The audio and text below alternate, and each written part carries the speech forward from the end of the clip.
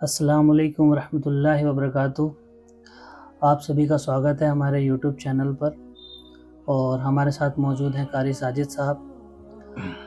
آج ہم ایک ایسے موضوع پر بات کریں گے جو ہر کسی کی زندگی میں بہت ضروری ہے، تو آج ہم ان سے کچھ سوالات کریں گے اور ان کے جوابات لیں گے۔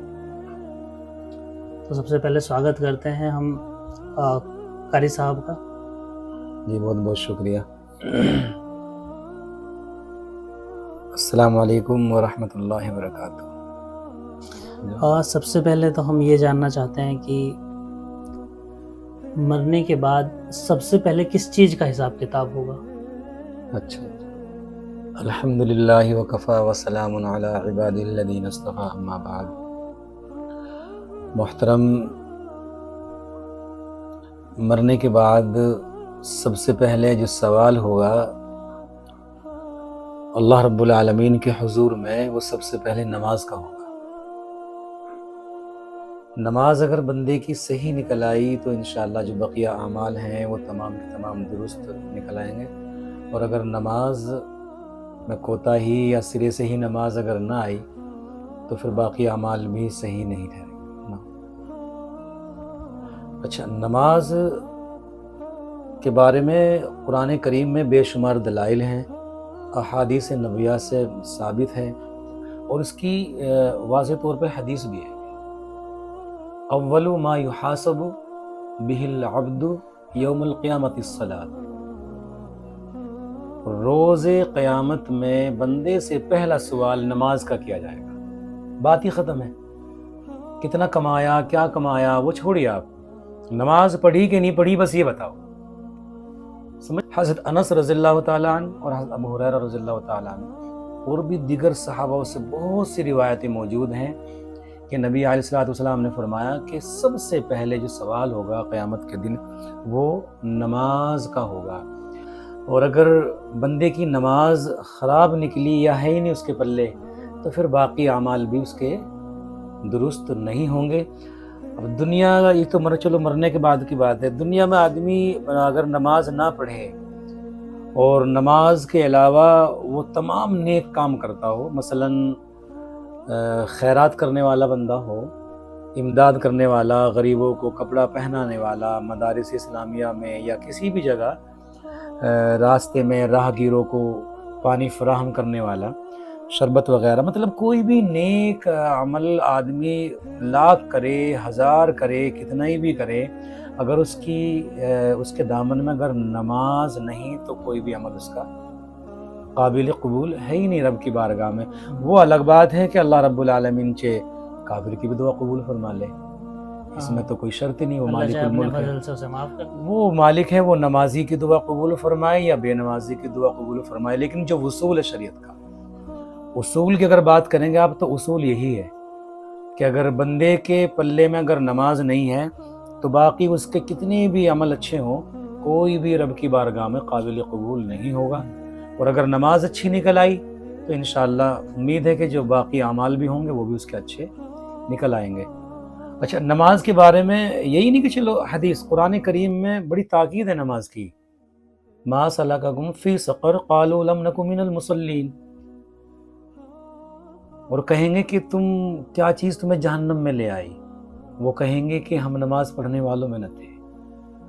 اور پھر یہی نہیں، نماز اتنی پیاری اور اہم چیز ہے، تمام جتنے بھی فرائض ہیں نا اسلام کے اندر، جتنے بھی فرض ہیں، جیسے کہ نماز تو ہے ہی، روزہ، حج، زکوٰۃ، تو یہ جتنے بھی فرض ہیں ان سب میں سب سے زیادہ مقدم، اہم و اعظم جو فرض ہے وہ نماز ہے۔ سب سے زیادہ عظیم الشان فرائضوں میں جو فرائض ہیں وہ نماز ہے۔ ہاں، سب سے بابرکتی چیز اور سب سے بہترین جو جسے ہم بدنی عبادت بولتے ہیں، یعنی بدن والی جو عبادت ہے وہ نماز ہے، اس کے علاوہ تو کوئی اور ہے نہیں۔ تو یہ اتنی اہم چیز ہے کہ قرآن کریم میں جہاں تک میں سمجھتا ہوں، جہاں تک میری تحقیق ہے، کیونکہ میں مولوی تو ہوں نہیں، نہ اتنا پڑھا لکھا ہوں، یہ کام تو عالموں کا ہے، آپ نے مجھ سے سوال کرا تو لہٰذا میں اس کا جواب جہاں تک مجھے علم ہے وہاں تک جواب اس کا دے رہا ہوں۔ باقی بہتر ہے کہ آپ صحیح جو علماء حق ہیں ان سے رجوع کریں، اور ان سے آپ زیادہ سوال ان سے پوچھیں گے تو زیادہ بہتر رہے گا آپ کے حق میں بھی اور میرے حق میں بھی. لیکن جہاں تک مجھے علم ہے بتلا رہا ہوں میں آپ کو انشاءاللہ. تو نماز کا جو ذکر قرآن کریم میں جہاں تک میری تحقیق ہے میں نے پڑھا ہے تقریباً 186 یعنی 186 مرتبہ شاید قرآن کریم میں ذکر آیا نماز. 186 مرتبہ. 186 مرتبہ 186 کم بھی ہو سکتا ہے زیادہ بھی لیکن شاید میں نے یہی پڑھا. تو اللہ نے نا یہ تاکید اس کی اہمیت بیان فرمائی ہے. اتنی جگہ ذکر فرما کہ اہمیت ان الصلاۃ تنہی عن الفحشاء والمنکر کہ بے شک نماز برائیوں سے روکتی ہے گناہوں سے روکتی ہے. پھر بھی ہم نماز کے قریب نہیں جا رہے. حدیثوں میں ہے کہ جب بچہ 7 برس کا ہو جائے تو اس کو نماز کی تلقین کیجیے. جب 10 کا ہو جائے تو تھوڑی سختی کے ساتھ اسے نماز پڑھانے کا حکم کیجیے آپ. یعنی تھوڑا ڈانٹ ڈپٹ کے اگر ہلکا پھلکا مارنا بھی دھمکانا پڑ جائے تو بھی اس کی گنجائش ہے. لیکن بچوں کو تو چھوڑی ہاں تو 60 برس کا بندہ نماز پڑھنے کو تیار نہیں بھائی ہے جی.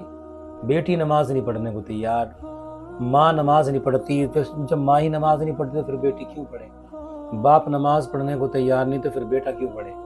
کاش اگر ماں باپ نمازوں کے پابند بنے تو مجھے امید ہے جہاں تک میں سمجھتا ہوں انشاءاللہ اولاد اگر 6 بندے ہیں تو 4 تو اس میں نمازی ہوں گے انشاءاللہ اگر والدین اس کے نمازی ہیں تو. پھر قرآن کریم میں اللہ رب العالمین نے ایک جگہ اور ارشاد فرمایا فَوَيْلٌ لِّلْمُصَلِّينَ الَّذِينَ هُمْ عَنْ صَلَاتِهِمْ سَاهُونَ. اس میں اللہ رب العالمین کیا فرما رہے ہیں؟ خرابی ان نمازیوں کے لیے ہے جو اپنی نماز سے بے خبر ہیں. اب اس کا ترجمہ یہ ہے لیکن صورت اس کی کئی ہو سکتی ہیں. جہاں مجھے تو حالانکہ میں مولوی تو لیکن ترجمے کا مجھے حق نہیں ہے لیکن میں نے پھر بھی بتلا دیا اللہ معاف فرمائے. تو نماز سے بے خبر کا مطلب کیا لے رہے ہیں آپ؟ ایک تو یہ کہ آدمی سرے سے نماز ہی نہیں پڑھ رہا. ایک یہ بھی مطلب ہو سکتا ہے کہ آدمی نماز تو پڑھ رہا ہے لیکن اسے یہی نہیں پتہ چل رہا کہ میں نے رکوع کب کیا, سجدہ کب کیا, کون سی صورت پڑھی میں نے. نماز پڑھ ضرور رہا وہ لیکن نماز سے کیا ہے؟ بے خبر ہے. تو یہ بھی ایک شکل ہو سکتی ہے اس کی. تو بھائی ایسی نماز نہیں. تو نماز یاد رہے کہ تمام فرائضوں میں سب سے اہم جو چیز ہے وہ نماز ہے.